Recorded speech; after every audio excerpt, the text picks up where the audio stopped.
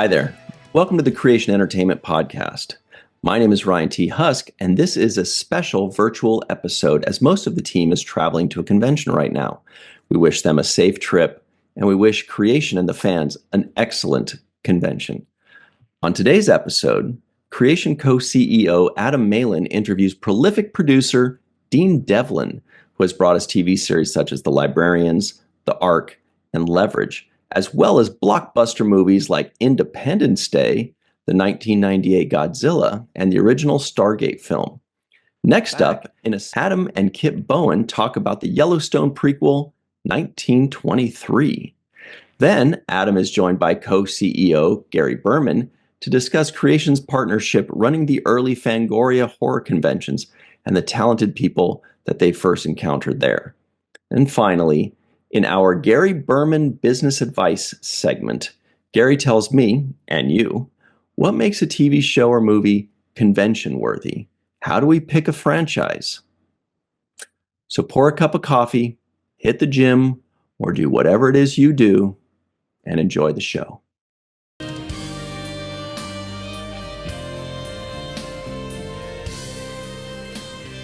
Hi, I'm Adam Malin.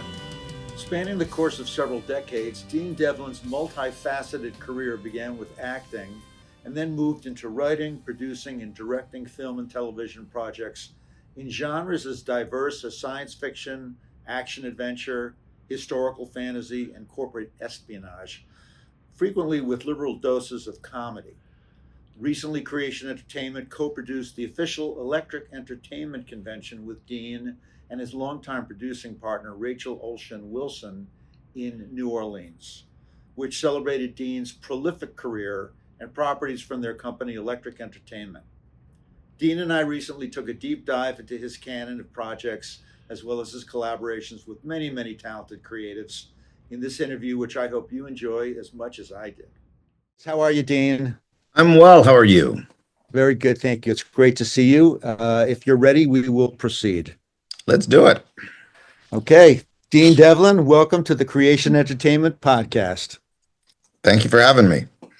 It's great to have you. And just as a kind of a pre-note, we had such a wonderful time with you on the official Electric Entertainment Convention of a few months ago in New Orleans. Thank you so much for that. It was a gift. Oh, I had a ball.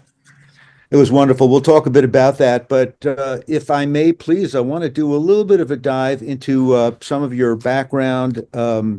First of all, born in New York City, like myself. Could you tell me something about your dad, Don?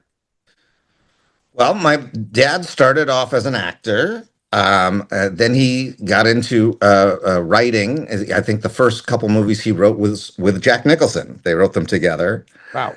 And then he became known as a producer. He invented the movie of the week and wrote the very first one. Wow. It was called The Hanged Man. And moved on to feature films, probably best known for the movie Loving, which was directed by Irv Kershner, who later became famous for doing Star Wars. Wow. He did My Bodyguard and The Witches of Eastwick, The Fortune, and I grew up on his movie sets. That doesn't come as a huge surprise to me. That's sort of what I figured might have happened. And I mean, why you started out your career as an actor? Is that right? Or that's right. What? How'd you get the acting bug? Well, I always wanted to be a filmmaker, and academically, I was not at the top of my class. Let's put it that way. So I always thought, well, if I had any kind of success as an actor, that might lead to directing and producing and writing. So when I did not make it into a university, I ended up as Al Pacino's chauffeur in New York City. Crazy. And that experience led me to a lead role on Broadway, and that brought me back to Los Angeles, where I was an actor throughout the 80s. What on Broadway? It was called There Must Be a Pony, and it was me and Joan Hackett. James Kirkwood wrote it. He's also known as the writer of a Chorus Line. Yeah. And it was a semi-autobiographical piece, and I played him as a child. Amazing. Broadway is its own animal, right? A whole different kind of an acting rhythm than film or TV. Well, it was an insane week. The week my show debuted was also the week that Kevin Spacey debuted in his first Broadway play, Ghosts, with Liv Ullmann, which he ended up winning the Tony Award. Right. And it was also the week that Val Kilmer, who just passed away, had his was supposed to have his Broadway debut, and he actually quit the show on opening night. It's such an amazing industry. I mean, I'm a huge Broadway fiend and an even bigger musical theater fiend. So I have such admiration for everything that they do. But as fate would have it, you, as you say, you went out to Los Angeles and you got into some pretty amazing projects actually as an actor. Well, yeah. I mean, I was on the after jumping the shark on Happy Days, and I was on a whole bunch of sitcoms. But I ended up on the first season of L.A. Law, and that led me to my own series, which did not last very long. And then that led me into a movie called Real Genius. But that led to a one of the lead roles of a movie a young German director was directing in Germany called Moon 44. And that began a 12-year partnership of me and Roland Emmerich making movies together. Yes, the young movie director Roland Emmerich. Now, during this period, you suddenly realized that you wanted to be a storyteller as well. And so you started writing scripts. Well, I always wanted to write and direct, but as I said, I thought my path was going to be through acting. And I was working on this movie that Roland Emmerich was directing, and it was the first time he had done a movie in English. And at the time, his English was not what it is today. Yeah. And I had asked him if it was okay if I did a little improvisation with my dialogue, just so it sounded more like an American kid. And he said, yeah, I'll do that. And after about 2 or 3 days of shooting, he pulled me aside and he said, we have a big problem. All the other actors are very upset with you. I said, they're upset with me. Why? And he said, you have all the best lines in the movie now. Oh my God. He asked me if I would rewrite their part as well. And I said, sure. And I did. And then when the movie was finished, it needed some reshoots, and Roland asked me to write the reshoots. And after that, Roland and I were making movies together.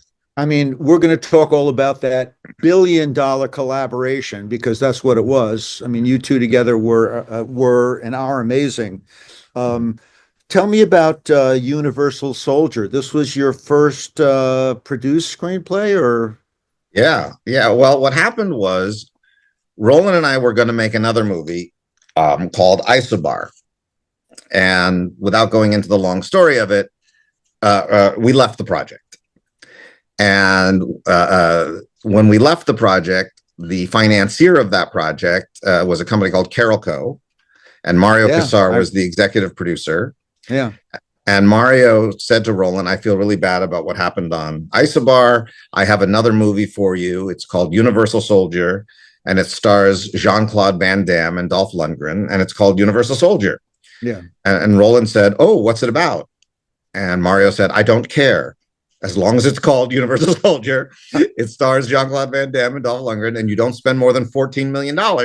It's a greenlit film, and you can go make whatever you want. So Roland called me up, and he said, we have a greenlit movie. I said, what's it about? He goes, it's whatever the hell we want it to be about. It's a good film. I love that movie.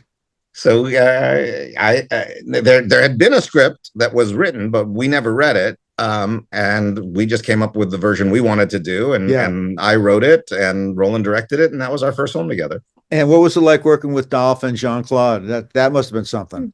It was crazy. It was fun. I mean, this is when they were literally at the top of their game, both of them, and they were big international action stars. And incredible, huge. Yeah, and we had a great time. We had a lot of laughs making that movie. That's great. I guess not too long after came, I mean, when Stargate hit the theaters, of course, I saw it in first run when it first came out, like first or second day. I couldn't believe this movie, Dean. I mean, it was so fresh. I mean, now aliens and Egyptian mythology, practically every of these docu UFO shows, all are, but it was supremely fresh and incredibly creative as your invention when it first happened. Let's talk about the film. Talk about development first of all. How the idea come to pass? Where were you going to shoot it? Well, Roland had been developing a project ever since he was in film school called Necropole, The City of Dead. And it was a movie that really what he had was that there was a spaceship hidden underneath the Great Pyramid of Giza. Wow. And he had this opening where the children were awoken in the middle of the night, and they hypnotically brought to this pyramid. It was very cool, but he hadn't really flushed it out yet. He had just had a lot of images that he liked and ideas he liked. And I had been developing a project that I called Lawrence of Arabia in Space, which took place on another planet where a hero was chasing a villain. The villain went through a wormhole. The hero hesitated for 15 seconds, but when he finally went through, that hesitation of 15 seconds was 40 years difference, and the villain had taken over this other planet. And so Roland liked my idea, I liked his idea, and we said, well, how can we link these two concepts? And we actually were working with a production designer at the time named Oliver Scholl. And Oliver said, well, other than in the movie The Fly and in the TV series Star Trek, the transporter has not really been used as much as it's used in science fiction literature. And so I said, well, what would our transporter be? And that's when we said, our transporter is a Stargate. And that linked the two movies, and then we went to town. It's the Stargate is so awesome. Did we're going to talk about Patrick Tatopoulos? Did he work for you on that film, or was that afterwards? Yeah, he designed all the creatures, and he was our creature designer basically. Guy's a genius, and we're going to talk a little bit about him. But first, I want to talk about that incredible cast. I mean, Kurt Russell and James Spader, and Jay Davison, you're not going to do better than that. How did the casting come about, and what was it like working with those guys? Well, Kurt Russell probably had the biggest effect on me of any actor I ever worked with, because very early on in the making of the movie, Kurt said, Dean, do you realize that we never get to have the experience of our own work? And I said, what do you mean? He goes, whenever we watch something we've made, we have too many associated experiences. So we can't watch it the way an audience will. We'll always remember how hot that day was, or the fight we got into with the PA, or whatever else happened. Yeah. And I said, well, I guess you're right. And he said, well, so if we don't get to have the experience of making our work, of watching our work, then the only experience we get is making our work. And if that's not a good experience, then what the hell are we doing with our lives? And that so profoundly affected me that I really wanted that the experience of making my shows would be good experiences and experiences that I would treasure. And that was really instilled in me by those very wise words from Kurt Russell. You do have a reputation as not being a prick in an industry where there are a lot of, I hear this a lot about you. There's a lot of people that are difficult to work with, especially executive producers or showrunners. And a frequent refrain that I hear, without buttering you up too much, is that, no, Dean is great to work with. He's not a drama queen, and he's a real collaborator. So we'll get to that. James Spader. The guy's a monster. I just thought he was so great in the role too. Oh, he was brilliant. Very demanding. Okay. He had high standards of what he wanted to do, but I don't think there was another actor alive at that point that could have done what he did on that part. He took this nerdy little scientist and made him, fascinating. The movie was an incredible adventure, and of course our viewers know that it begat 3 different Stargate TV series. Did you have any involvement in the development of those series, Dean? No, in fact, it was a very ugly and contentious beginning in that the movie was made as an independent movie. I was involved in raising the financing, and we did it completely independently. And it was only after we finished the movie that MGM bought the film. And then when the movie ended up making $200 million, they decided to do a TV series. And we said, sure, we'll do a TV series. And they said, well, we don't want you guys involved. You guys are movie people. We want TV people. So for me, it was like my baby had been taken away from me. Oh, no. And so for years, I had a very hostile relationship towards the Stargate series. But what ended up happening is about 12 years later and 3 different series, I kind of thought, well, maybe they did something right. I had never actually watched it. And I thought, if they've kept this thing going for 12 years and they've had 3 series, maybe they know what they're doing. And so I set up a lunch with Jonathan Glassner, who had done the series. Yeah. And we just fell in love with each other. I mean, I just thought he was the greatest guy in the world. And since then, now he and I have done 2 different TV series. The Ark is the one we're doing right now. And we had done 4 seasons of The Outpost together. So I came late to appreciating what they had done with my baby. Yeah, you've alluded to Jonathan, whom we're going to talk about. The Ark is such a great show, and what you and he have done in that show is amazing, particularly since it's filmed over in Europe, and it's a whole different production scene. But we're going to get to that. Okay, so the 800-pound gorilla in the room is Independence Day. You and I have had some talks about Independence Day 2 Resurgence. I love the film, but I love that film, and I love the first film, of course, probably even more. But I think you have some mixed feelings about that second film. But before we get there, can we just talk about the genesis of Independence Day? And do you even remember that when you were in production on that movie, you invited me and my partner Gary to visit you?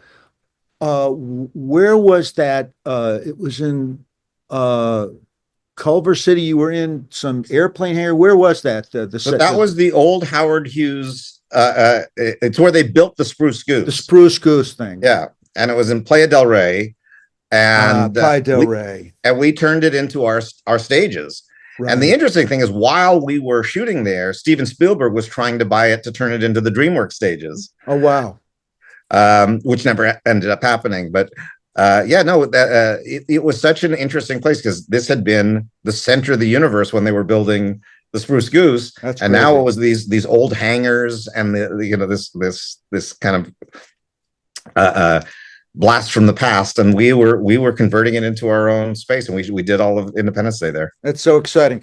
Tell me about the genesis of the project. How did it all kind of start? Well, we were actually doing press for Stargate, and one of the reporters asked us in an interview, said, well, do you believe that aliens built the pyramids? And we said no. And the reporter kind of got pissed off with us. Said, well, how could you do a movie about aliens building the pyramids if you don't actually believe that's what happened? And I said, well, look, I don't believe there's a Santa Claus, but I do think that, there's a great Santa Claus movie to be made.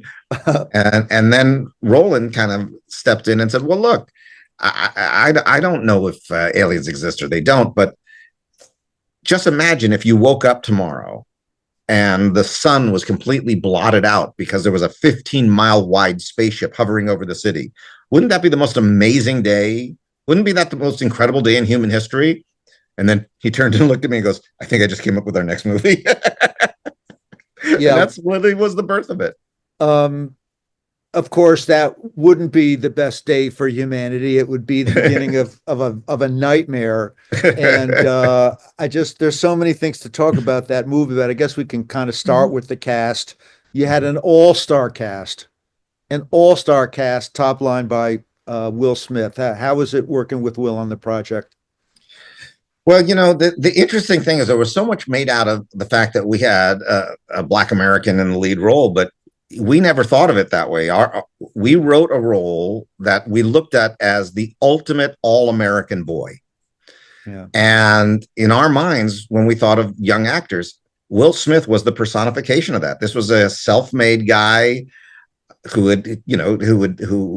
didn't have anything handed to him, and built this kind of incredible career all by himself, really, through rap music and acting. And so to us, he was the all-American guy. And so we fought very hard to get him in the part. There was a lot of resistance at the time, but we didn't want to make the movie without him. And I'm glad we fought for him, because I think he made that movie. He was incredible casting. I also thought that Bill Pullman was fantastic, and Mary McDonnell along with him. Yep. And of course, Jeff Goldblum. Yeah, I have a very, very special place in my heart for Jeff Goldblum. I just think he's the greatest thing. There's a great scene from the movie where Harvey Firestein, I think he's in a taxi cab, and New York City, the shit's hitting the fan in New York City. Taxis are flying up in the fucking air everywhere, man. And he just goes like, "Oh no." And then it's so great. That was some of the greatest practical model work that I have ever seen. Man, oh man, the White House, the U.S. Bank building in Los Angeles, blowing those things up. It's the greatest thing ever, man. The movie looked amazing. Can you talk a little bit about the practical effects, and that's a whole artistic process, unto itself. Well, this was really before it had become standard to do everything digitally, and we had a limited budget. We didn't have $150 million budget, so we really mixed digital effects, which were reachable for us at the time, and with a lot of practical effects. That fireball coming down the street was a real fireball on a model of a street that we hung on its side, and the White House was a 1/8 scale, huge model that we built, and we shot it with VistaVision cameras as it exploded. So great. The Air Force One was a model that we used false perspective with. So it was a real fun mixture of old-fashioned movie techniques with the highest tech at the time. Yeah, I mean it looked like a giant budget movie. I mean, you say you didn't have a big budget, but I mean it's all on the screen, and it's so sumptuous. And when the movie is over, it's just like, well, they have to do sequels to this. And although we're kind of fast forwarding and we'll come back again, we might as well talk about Resurgence. What went wrong for you on that project? Because I love that movie. Well, Roland and I had not been working with each other for a long time when he called me up and said, let's think about doing a sequel. And so I said, well, I really don't want to do the sequel without Will Smith. And he said, all right, well, let's figure out what we want to do, and let's go talk to Will. Yeah. So we came up with actually a two-parter that I really kind of fell in love with. And we went to Will and we pitched it to him, and he said he just loved the idea. He was excited to work with us again. And so it was great. Well, let's go write it. So without telling anyone, Roland and I took off on our own, and we wrote the two scripts. And I was very, very pleased with it, very happy with it. Yeah. We brought the scripts back to Fox, and at the time, Tom Rothman was still at Fox at that time, and Tom said it was the best first drafts he'd ever read of anything, and they immediately greenlit the movies. And then all of a sudden, Will Smith changed his mind and just said, I just did a sci-fi that didn't work. I don't know if I want to go do another sci-fi. I don't know if I want to do a sequel. Ooh. And he bailed. He bailed off the project.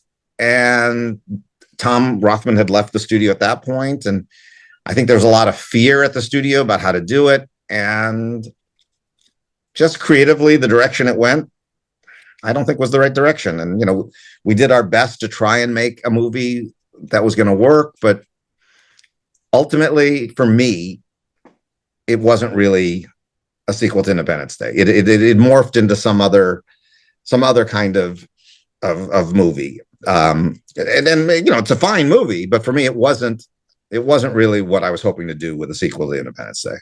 Was there any interaction with Chinese financing on that movie, or there were some Chinese elements to the film that I thought were great? Well, at that time, you got to remember the Chinese market was just opening up to America, and so everybody was trying to add, a Chinese character, or to make a deal with some Yeah. Chinese product placement. Right. And we were not immune to that either, and so that became, we ended up with a couple Chinese characters, and we made a milk deal with with a Chinese milk company.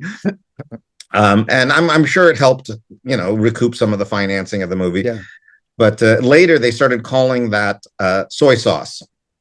And in China, they started to resent it because they felt like Americans are just throwing soy sauce on movies to try and sell it to us. And so that kind of burned out after a while. It's a shame.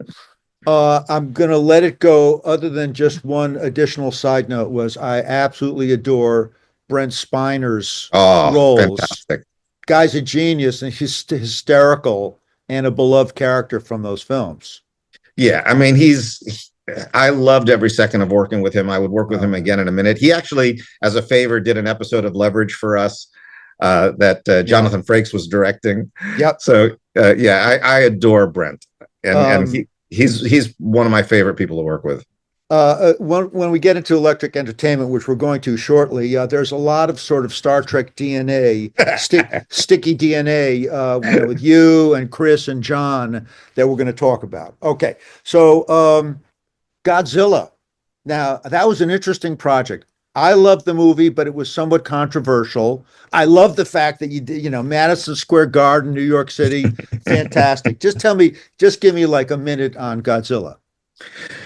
Well, we just made Independence Day, and they were working on a version of Godzilla at Sony, but the budget had creeped up to about $150 million, and they got nervous. And we got a call saying, we'd love for you guys to go do Godzilla. And I grew up a big Godzilla fan. I used to always watch the old Godzilla movies on, reruns on television. Of course. But Roland wasn't at all familiar with Godzilla. Yeah. So we watched some of the movies, and then Roland had a take of what he'd like to do with it. And he and I, we wrote a script, and I think we made some big mistakes in the script that we wrote. The mistakes were for good reason.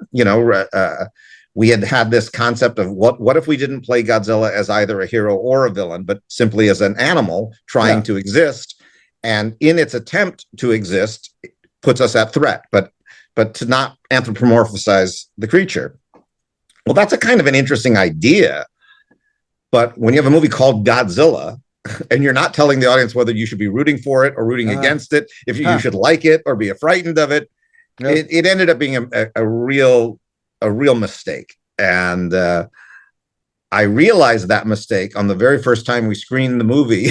But the movie was about to come out 2 weeks later, and we couldn't fix it. So I learned a valuable lesson on that movie. Very valuable lesson. I thought it was a great take. And yes, it was just a kind of a thing of nature.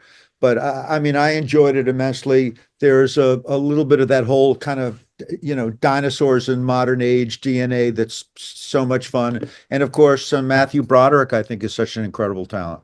He's absolutely lovely. I loved every second of working with him. And Jean Reno was also fantastic to love work that guy. with. Yeah. I ended up making another movie with him later because I so enjoyed being with him.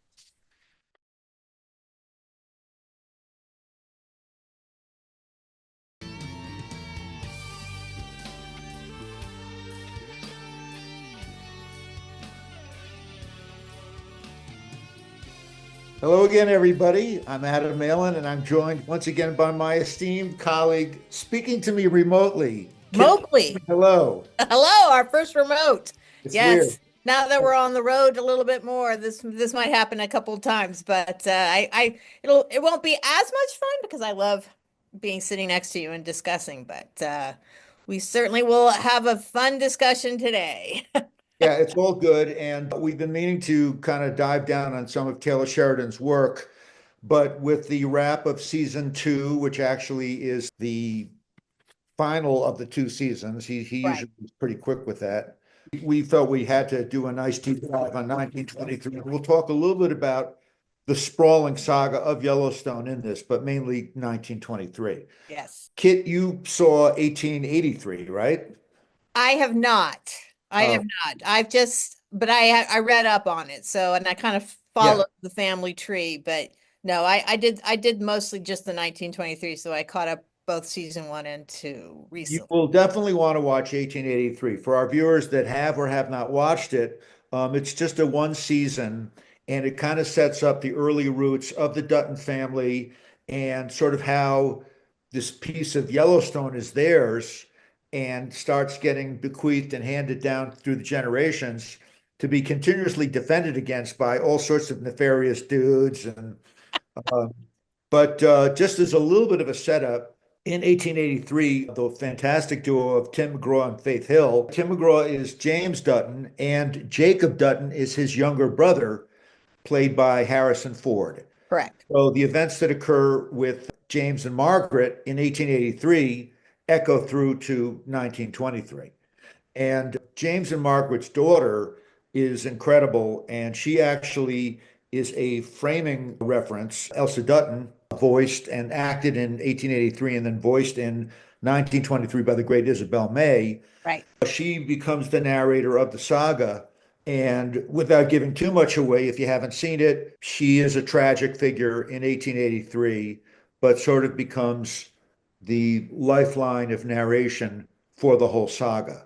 Right. And again, James Dutton, Tim McGraw, his younger brother, Jacob, that is the great Harrison Ford, is sort of the central protagonist, although there are several in 1923. And he's joined, of course, by the great Helen Mirren, That's Kara. Cara Dutton. We And don't ever really ever get, it's kind of interesting. We don't ever really get their backstory or their whatever. I would love to have like a little snippet of backstory on how they met or whatever, but well, actually we get a little bit, but not very much. So yeah, we're seeing them in their later years basically, and they've been on this ranch, this Yellowstone ranch, yeah, which survives hard to life. the modern Yellowstone. It's the same structure Yes. featured in the modern Yellowstone, and they have a pretty sprawling family. We've already established that James and Margaret were the protagonists of 1883, Right. and James had a younger brother, Jacob, played by Harrison Ford, who's married to Cara, Helen Mirren. Right. Now, And James and Margaret had two sons, young sons, Spencer and John.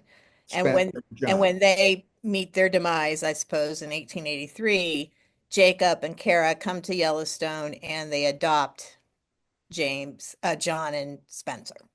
Now, Spencer, of course, we know, who's one of the central characters in the show, goes God, off he's good looking. goes off to Africa to be kind of an adventurer and I guess lion hunter to protect reservations and local populaces. And he fought in World War I as well. So he was basically over there at that point and Yeah, just decided not to come home and then went to Africa. Yeah.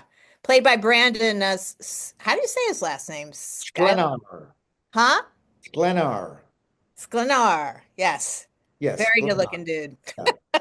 And how does he and Julia meet? So basically he is in Africa and he's kind of a reclusive type of character but he's well known. He's, known as a war hero. He's kind of known as this badass lion hunter. And he's at a bar and Julia, who's comes from British royalty or British aristocracy, I should say. Aristocracy. Yep. Her name's Alexandra. She comes up to him, just very, very brash, very bold young woman of her time. And she comes up to him and starts to chat him up and then they both realize it was like love at first sight kind of thing. And And she's smitten with him. That actress, by the way, is Julia Schleffer. right. And so they fall in love, but unfortunately, they are separated. Yes. So they fall in love in season one and Yeah. they have a mad romance, and it's just lots of stuff still happens to them. They're trying to they're having this love life in Africa, which, by the way, I would rather just stay in Africa and do that. That was pretty great.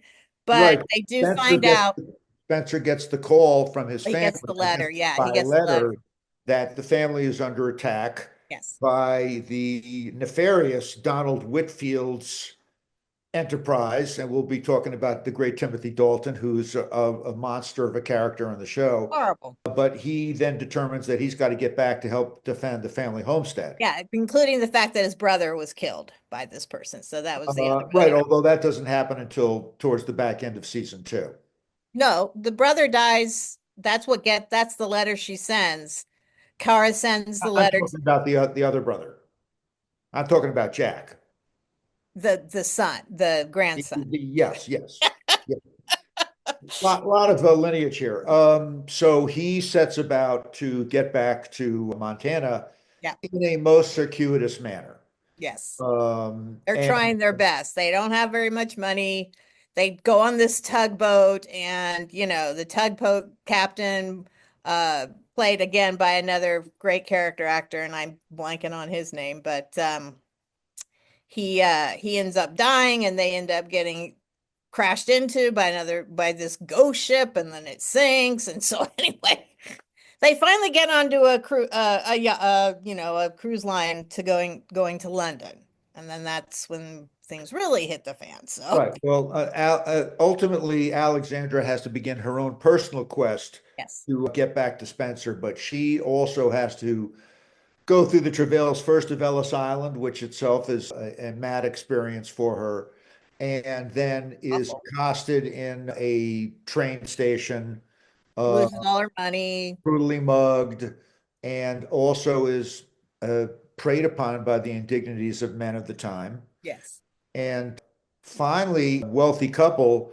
kind of take pity British. on her Yep. and sort of adopt her and take her to their home. And then they decide that they're going to go on a mad escapade to get her home to Montana, which, In the is dead of winter. 1,500 miles in this, like, whatever, this 1923, Porter, or That's My Mother Dear, for you, My Mother, the car fans. Yes. Uh, or Ford Model T. I mean, I wouldn't take this thing down the block, much less 1,500 miles through snow country, but they do it. And of course, it becomes disastrous. And out in the middle of nowhere, the thing, they just get snowbound, and But they get run out of gas, and the she couple wakes up. freezes to death, and she is nearly dies. And we'll come back to her.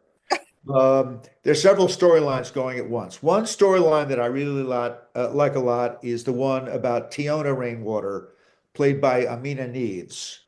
She is a Native American woman who, unfortunately, is one of the children at a convent where they are trying to westernize her or Catholicize her, or get change her from being the heathen that she is as a Native American into a God-fearing Catholic, I take it.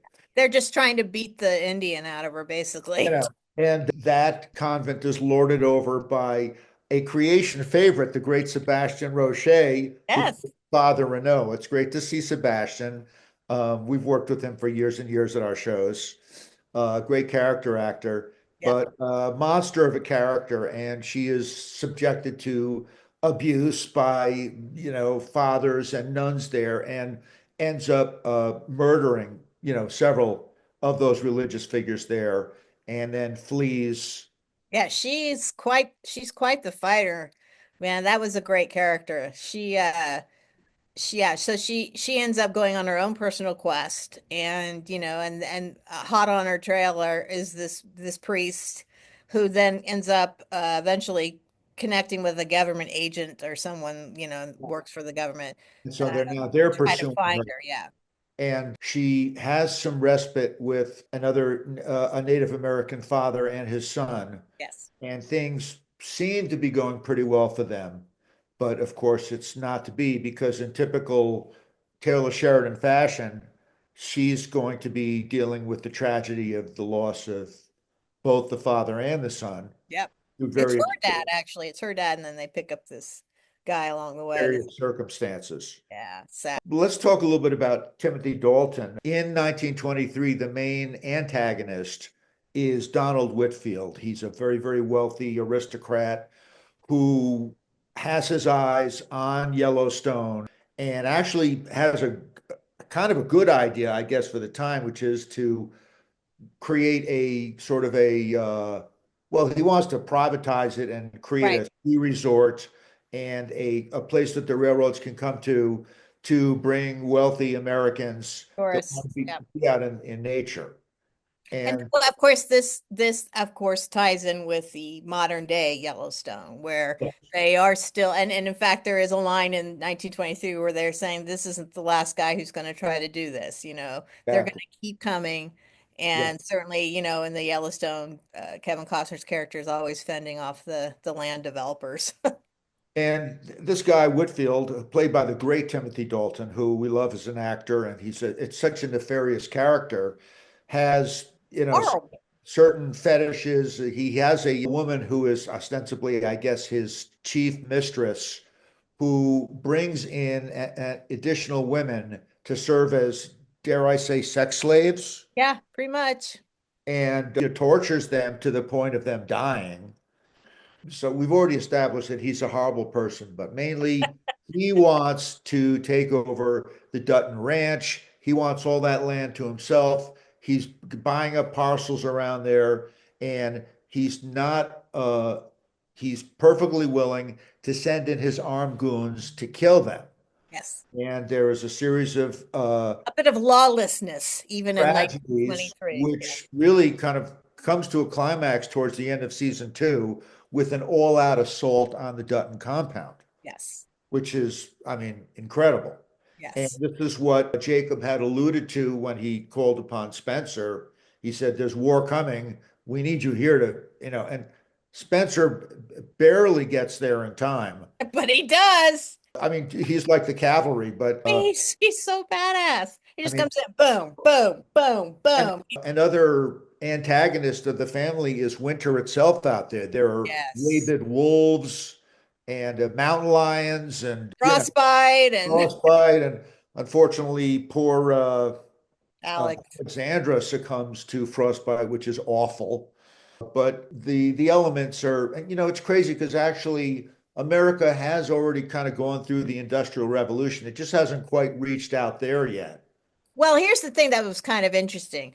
Cara Dutton, Helen Mirren's character, she's very much all on board to update and get the latest and whatnot. It's Right. Jacob who's very reticent to get electricity, to get Yeah. running water, to do all the things that are happening now in the 1920s.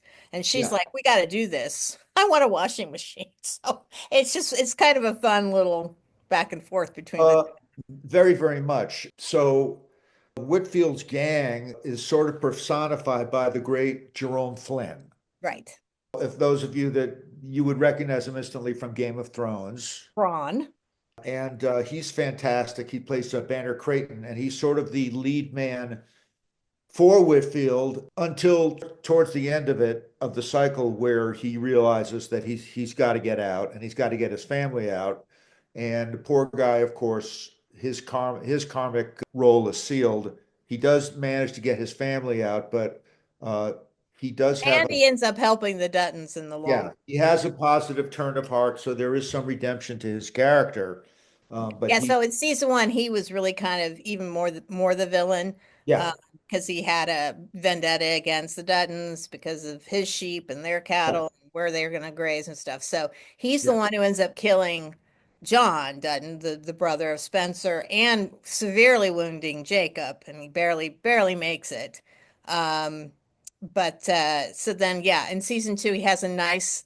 I liked that. He had a nice arc. He realizes that Whitfield is truly an evil man, yeah, and he says, I can't be a part of that." So I thought that was kind of cool. yeah. It was fantastic, and of course, Yellowstone itself and Montana are an incredible backdrop. He does a lot of location footage up there.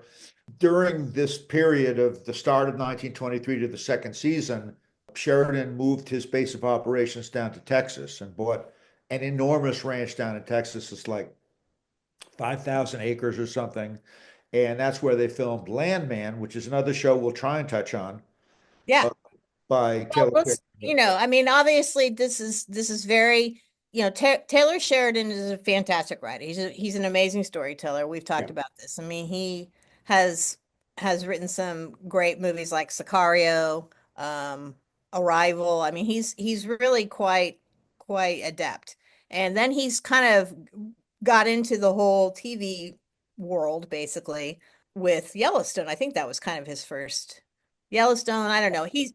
So he has these two genres he really excels in. Western, which is Yellowstone basically, and then crime. Like, Landman and Lioness and some of these other films. INS is actually a sort of a spy saga with Yeah. Zoe So Saldana, but which is it's too. kind of these two, like To Hell or High Water, which is an unbelievable movie with Yeah. Chris Pine. Um, Kind of combines both the Western and the, crime kind of heist kind of thing. So he's definitely has his niche and his preferences, but he's an amazing storyteller. And I think he's a cowboy at heart, and Oh there is yeah. sort of a lot of the Wild West aspect to 1923 and even Yes. Yellowstone. But Kit, what do you think are some of the main themes of 1923?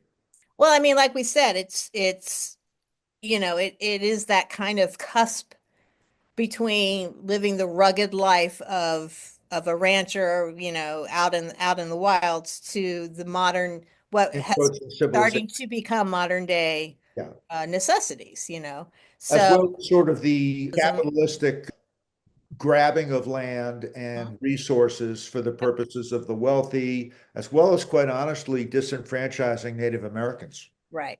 Oh Yeah, yeah. Well, always, yes. yeah. Obviously, that's a big part of it. And he's good. He's right to put that in there because, that was a part of that land as well. The people were there and living on it and just, the things they tried to do. It's awful.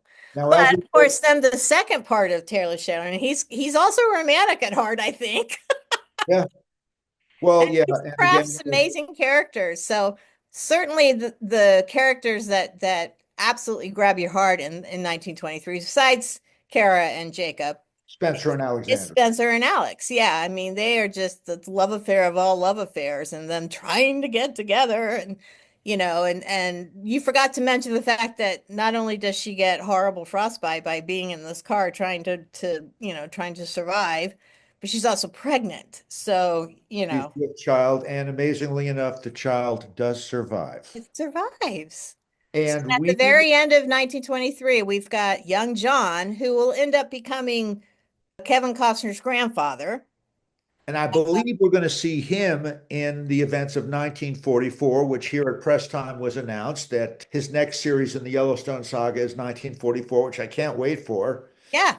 And we'll also get to see Spencer because we've come to find out that Spencer, even though Alex dies and he pines for her for the rest of his life, he lives another 45 years. And so in 1969 is when he passes. So obviously in 1944, he's still going to be around. So that's Yeah. kind of exciting. That's pretty exciting too. Yeah.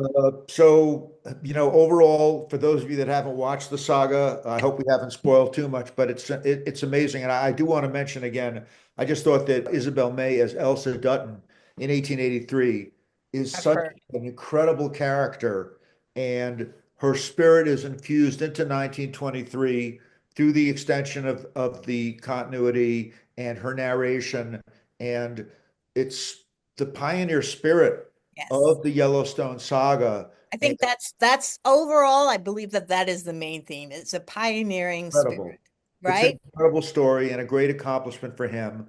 And I know we'll all be eagerly looking forward to 1944. I guess Yellowstone is a wrap now. Yes. I kind of got a little tired of Yellowstone. I mean, I may have to come back to it. The first couple of seasons were good, but then it kind of started getting a little repetitive to me. Well, But you also had a wait of how long for that last oh, season? I know. Well, the whole hullabaloo with Kevin Costner and Taylor Sheridan and all that The, stuff. the prequels are fantastic, They and really are. probably should go in order: 1883, 1923, and then 1944, which is coming up, to kind of get the sense of the sweep of the saga. Yeah. Yeah, it's good Uh, stuff. It's good stuff. yeah. All Well, right. Kit, it's always a pleasure. And again, I hope our viewers get a chance to kind of enlist in the whole Yellowstone saga because it really is worth And watching. it's all on Paramount Plus, so obviously at Absolutely. this point, everyone probably has it because not only do you want to watch Yellowstone Saga, but you also want to watch the Star Trek saga. So check it out. A good streamer to go to. Yes. Okay, thanks, Kit. Bye, Thank guys. you. Bye.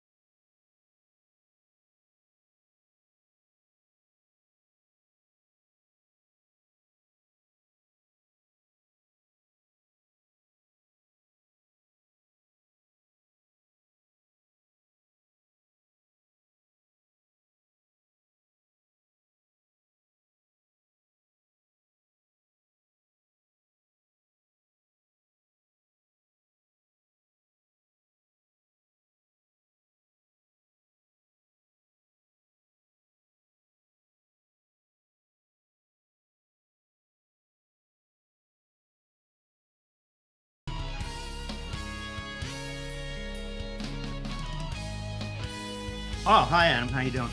Okay, how are you? Good. So this is annoying that I had to share with everybody. One of our new employees just started like couple of months ago, texted me and said, "Have you guys ever thought of doing conventions about horror?" Well, not everybody knows about all aspects of our sprawling career, but that's a 25-year gaff.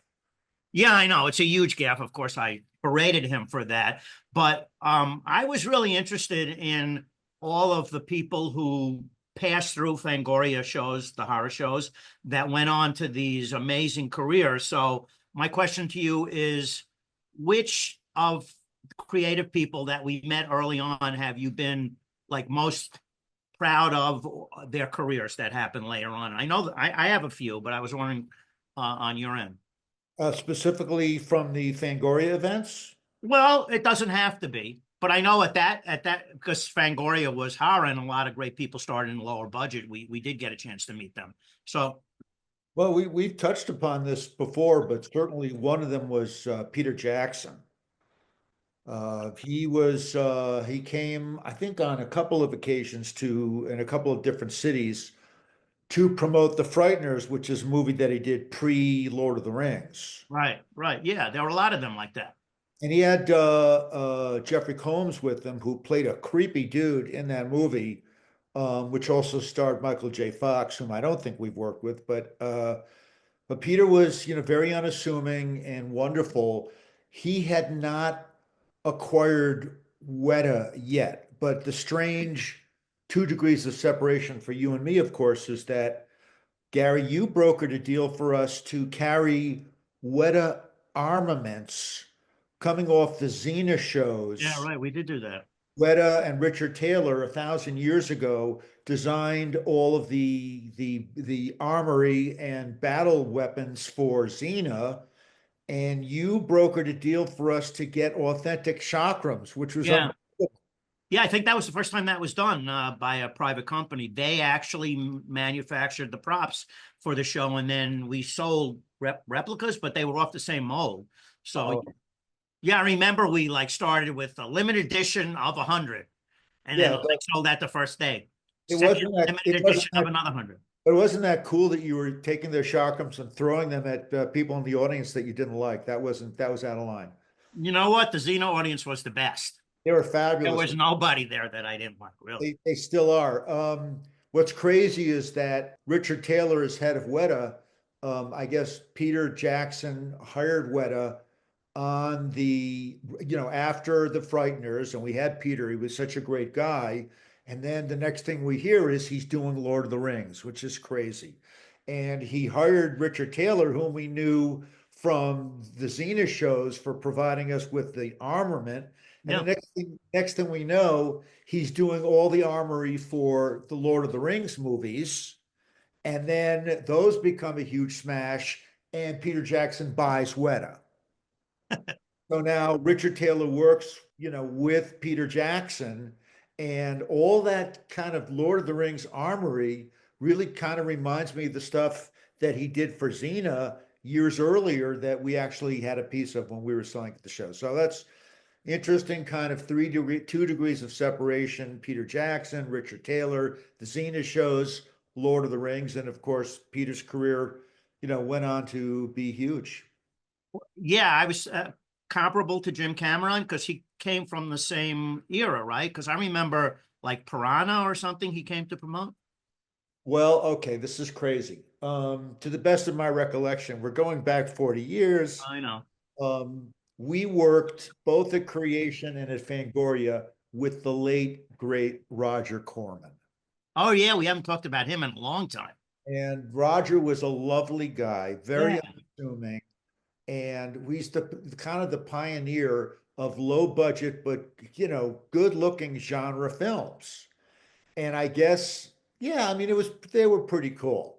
And I mean, if you're into that kind of stuff, which I am. Anyway, James Cameron was a protege, of him. Was he?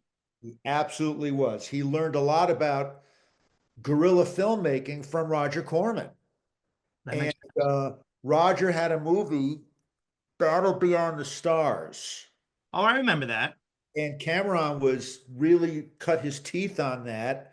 Wait a Um, minute, wait a minute. Cameron directed that movie? I'm not sure if he directed it, but he supervised a lot of the practical effects in that I film. see. That's the one that Richard Thomas starred in? Uh, well, I think that Sybil Danning was in that movie, I don't and remember. possibly Sandal Bergman. Forgive me, I don't remember the cast, but I do know that Cameron learned a lot of his early production techniques Right. through the Roger Corman School of Filmmaking.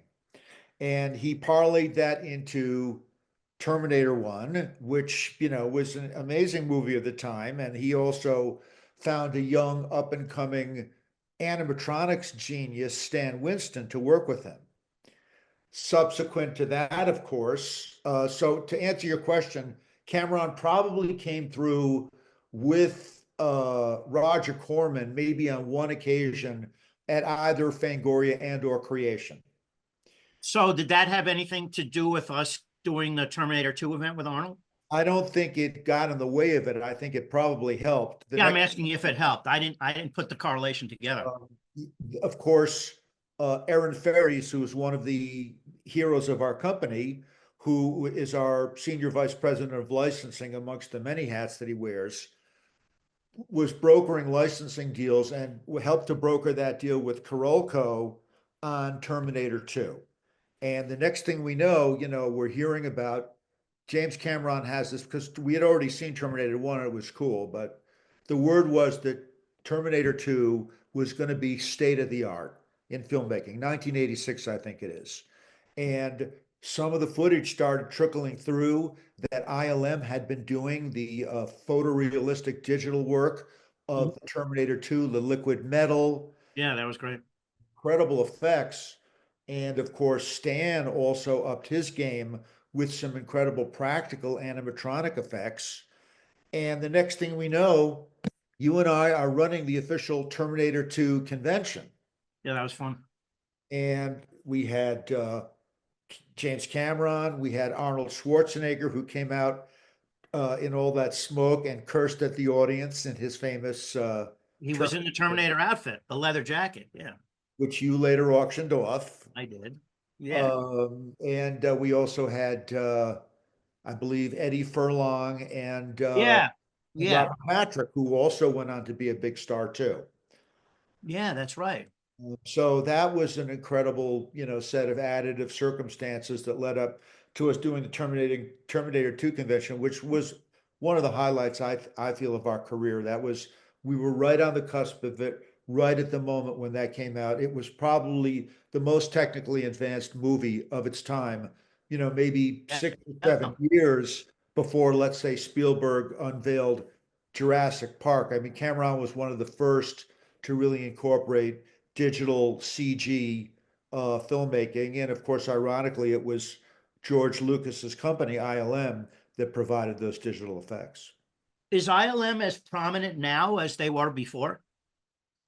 Well, there are a lot of other digital companies now that have come along that also do brilliant work. They're not the only one, but there's a great series called Light and Magic on Disney Plus Okay. that talks about those early years of ILM, and which I recommend people watch, and also talks about how George Lucas saw the coming of digital filmmaking. He foresaw that, who's one of the pioneers, like Cameron, and retooled ILM, who originally were doing a lot of practical work with miniatures.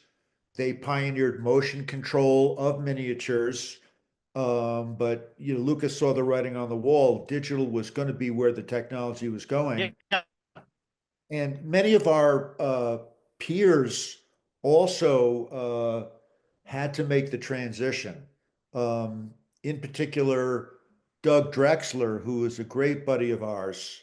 Um, Doug and his partner, John Caglione, won the Academy Award for the prosthetic makeup effects for Dick Tracy. Yeah. I Doug remember. used to come and display his masks in our store in Mineola. And Doug, like many of the people in the Yeah. Doug, like many of the people in the industry, recognized that if he didn't become a digital effects artist, that he'd go out of business. And so during that era of the 80s into the 90s and the 90s into the 2000s, digital quickly supplanted practical effects, not completely, but in a lot of circumstances. And certainly Cameron and Bob Zemeckis and George Lucas foresaw that. So Light and Magic series shows how George, when CG effects finally caught up to practical effects, that's when he decided he was going to do Star Wars 1, 2, and 3. He had done 4, 5, and 6, and digital technology allowed him to do 1, 2, and 3, and then in fact do special editions of 4, 5, and 6, adding in digital effects. So all during that period, the people that we work with were kind of at the forefront of that evolution, and it was either sink or swim for them. Well, okay. So someone like Tom Savini that we worked with, and he was so great. He was doing all live effects, right, for horror movies. Yeah, it was all practical, as was our buddies from K&B, Greg Nicotero, Howard Berger, those Robert Kurtzman. Those guys also had to adapt to, although they managed to stay, and they're wonderful guys, by the way. They managed to stay in business and get gigs like The Living Dead, Yeah. which was a huge franchise for them. They, in fact, became, executive producers. Talking about Walking Dead, right? Walking Dead. Yeah, became executive producers of that and had a huge success with it. And I can't help but look at shows today like The Last of Us and see how their DNA is so embedded in the work that guys like K&B did on Walking Dead. There's a lot of similarities. There was that big, but this is probably not a spoiler. Everybody in the world probably knows by now that Pedro Pascal's character died last week. Yeah, I think everybody knows. Everybody knows that, but when I look at those monsters, some of them some of those fungus dudes are hybrid, practical, and CG. So the technology has come a long way, but again, evolution, technology democratizes and evolves. We all have to move along with it. I mean, you as our marketing guru, look at at the evolution of how you've Remember, we used to like lick stamps and mail out like 10,000 of those horrible newspaper flyers. you know print catalogs and Yeah, it was. before the advent of email. That's why we did everything. So, in conclusion, if you had to pick one person you talked about today, that's like the biggest genius in this field, who would it have been? Well, certainly James Cameron, but I do want to mention Guillermo del Toro. Okay. He's a huge inspiration. He came many times to our shows, particularly the Fangoria shows, to promote several of his projects. I think he went on to be one of the most respected directors Yeah. and authors in fantasy and imaginative filmmaking today. And it's wonderful to see the evolution of his films, The Shape of Water, and then, of course, our buddy Doug Jones, who You're putting him in this list? Wow. I'm just saying that Doug's career went along with Oh, Guillermo. yeah, that's right. Guillermo's go-to guy for creatures, in Crimson Hill. He's in the Hellboy movies. He's Ape Sapien in Shape of Water. He's the kind of the creature of the Black Lagoon dude. And Doug, of course, got to be Silver Surfer in that Fantastic Four movie. And then, through that, got his role in Star Trek Discovery. And now we get to work with him all the time. And so the trajectory of some of these major filmmakers that came through our shows also influenced the careers of other artists that we work I with. see. Yeah, definitely true. And we're still in the game, meeting new people. So who knows what'll happen in the future.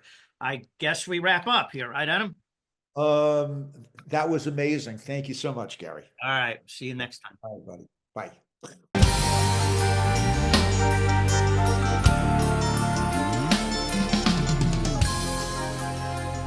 All right, everybody, you are now at the segment we like to call Business Advice with Gary Berman, starring co-CEO of Creation, Gary Berman. Hey, Gary. Hi, Ryan. Okay, so I had a tip that seems to really work well, which is to kind of lay out compliments as much as you can. So every day, kind of 1 or 2 compliments to people. Hopefully you know them so you don't get arrested. But just to be nice, it really makes a difference.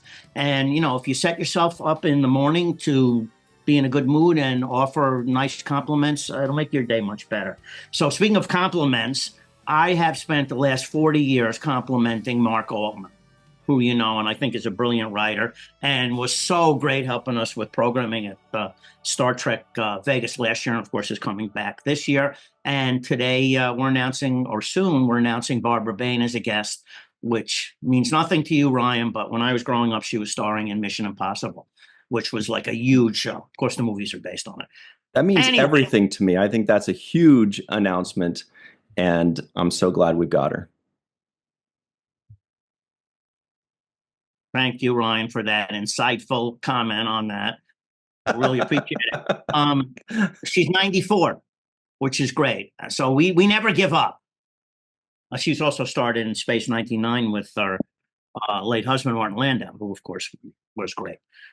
Okay. Oh, yeah. So anyway, I spent all this time complimenting Mark for 40 years. He wrote a critical review of our last episode on our podcast. I know, that was my reaction. After all those compliments, did he at least, was it a compliment sandwich? Did he compliment you, give a critique, and then compliment?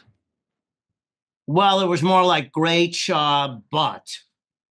And the but was, and this is annoying, of course, he said that I mentioned Jack Benny, who was a comedian, but a long time ago. I don't even remember why I mentioned on the podcast, but he said with those kind of comments, you're going to be appealing only to people who live in nursing homes. You're supposed to laugh like you haven't heard this, Ryan. I love people in nursing homes, though. That's like a really awful thing to say. It's like you're wishing people go into nursing homes.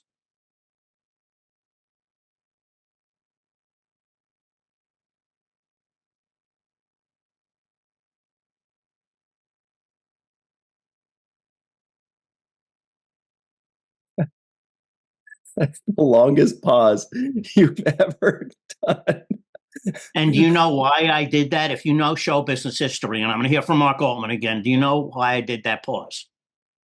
I do, because the most important thing in comedy is pauses. Timing. And, right, timing. And who is the master of that? You, I guess. Jack Benny. See, I have this thing like President Trump, a weave. It goes, I start off with my story and then it ends up matching at the end. It's like unbelievable. Anyway, yes, Jack Benny was the master of timing, along with his best friend, George Burns. Now I'm going to hear again that we're appealing only for nursing home people, and there are 1.2 million people who live in nursing homes, as I pointed out to Mark, and that's a far greater viewership than he has on Trexperts. So, Mark, I'm ready for you now. Okay, so yeah, so we should talk about, did I talk about being in the room yet on this segment? No. Okay, good. Go ahead. Yeah, so I had a meeting not too long ago with, within the last year, with this guy who's like the superstar record producer. I mean, he produced all these legendary albums that everyone, has treasured for decades. Like Rick Rubin? Well, I don't want to give his name out, but he worked with Kiss and Alice Cooper, just like everybody, Taylor Swift, I think even. But anyway, his advice, and I said, how did you manage to have all these amazing deals in your career? And he said, because he was always tried to be in the room. Even if he was a low guy in the room, and he would listen and sometimes offer ideas. So my second bit of advice is never to stop pitching ideas, as long as you don't get too pushy. But if you're not, sometimes, you get someone who likes your idea. And the batting average can be low, so you can't be too depressed about that. But, you only need really one good idea, like we should be doing Supernatural fan conventions. So you need one good idea, and it really can establish your career.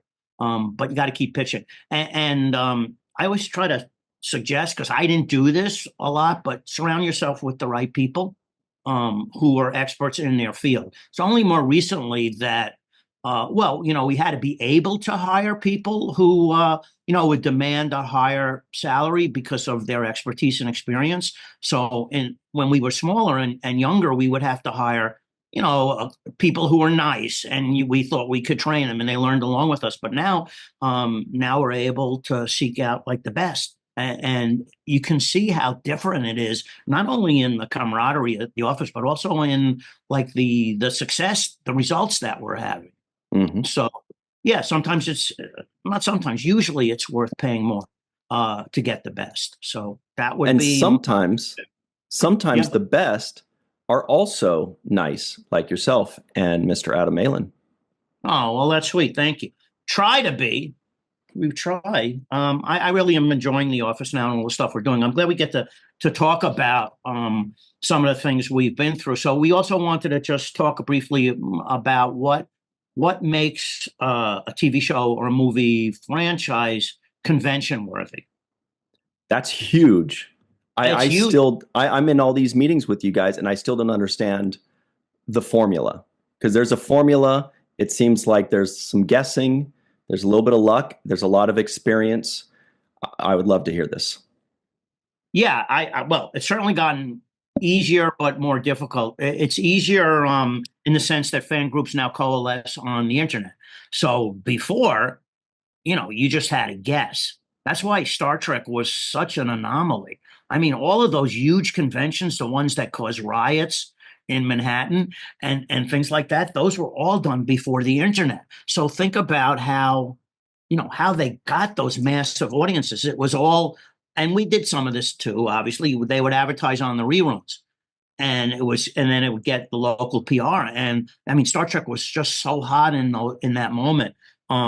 There really isn't any other property like that hotness. But there was something about Star Trek. So the assumption was these fan conventions generally had to be about science fiction genre stuff. But concurrently with our conventions back in the 80s, there was also Beetlefest, who was run by the same promoter. I think he's still at it. And those were also successful. So that there was already proof. And we as young guys ran the National Rock Music Convention, and we did that a couple of times. So there were always indications that you could go broader. And then we started running with Fangoria magazine to run horror shows. And of course, those took off. But we kind of stayed within the genre to run our events. And then we started to see like non-genre shows may be working. Like you see other promoters doing like the 90s events and nostalgia, things like that seem to be working. So, I mean, we're looking at everything, but we kind of think that when we run on one property, we can, as I think we've discussed before, we can really do a much better job for the people attending. Mhm. But yeah, So- it's very hard to tell. So I think the first thing you got to do is see where a strong fan base is. And now online, you can see that how many, subscribers this property may have and so forth. And then, of course, you can check the talent. So that's what we've kind of done. But every new convention with a new theme is a challenge. Sometimes they work and sometimes they don't. Like Cobra Kai is almost sold out, Awesome. which is great. Yeah, really happy about that because it's such a great show. So yeah, so I think that maybe answers the question, and it's a lot of luck. I mean, all the things that we ran really successful tours on were just the luck of choice. The X-Files and Xena and Supernatural and Stargate. Everything we toured about was just a matter of the initial choice. So, well, besides like a fan base, if there is a franchise or a TV show or a movie that's fringe, like you, the team are discussing, should we, shouldn't we? It's kind of right on that fulcrum of yes or no. Besides like a fan base, is there something like that kind of tips the scales? Is it like genre? Is it, let's try because it sounds fun? What is there something there? Yeah, I think, it gets down to a lot about economics. In certain cases, we can get a cast to appear at, a reasonable wage where they take a risk on the first event. Then if the first event works, then of course, they're compensated, or they're sometimes they participate. So that's a way to get something off the ground that a promoter would not take a risk. We can ride out a loss, of course, but some of the smaller promoters and also people just starting, you can't risk it. So it's a lot tougher. Sometimes those people have gotten in trouble, and with the best intentions, they want to run a fun event. Mm-hmm. So before we go, I did have one more follow-up question, and it's what you were bringing up initially, which was to give a couple compliments a day, give people that smile that they deserve, keep the vibe friendly. Can you tell us? Well, if I could do that, Ryan, with you, I would. I'm still waiting for my compliment, by the way, a year later. But no, that's not true. No, you're right. You're very nice to me for some reason. Because you deserve it. Thank you. So, what's the reasoning? But besides the obvious, what's the reasoning behind give a couple compliments a day? Is it just anything? Am I overthinking it? Is it just be a nice person and make the office happier? Well, you could think you're being a nice person, but this is really putting action into it. And why don't you just try it?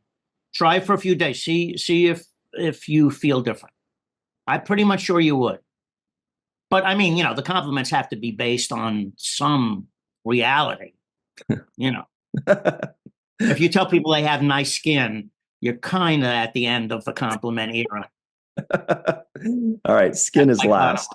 All right, Ryan, we'll see you next time. Great, everybody. Thanks very much. We'll see you next week. Wow. Well, I really enjoyed today's episode. But what did you think? Did you enjoy Gary's advice? Have you seen 1923? Let us know. We want to know your thoughts. A little bit of convention news. Next up for Creation is the Vampire Fan Weekend in Nashville on May 3rd and 4th.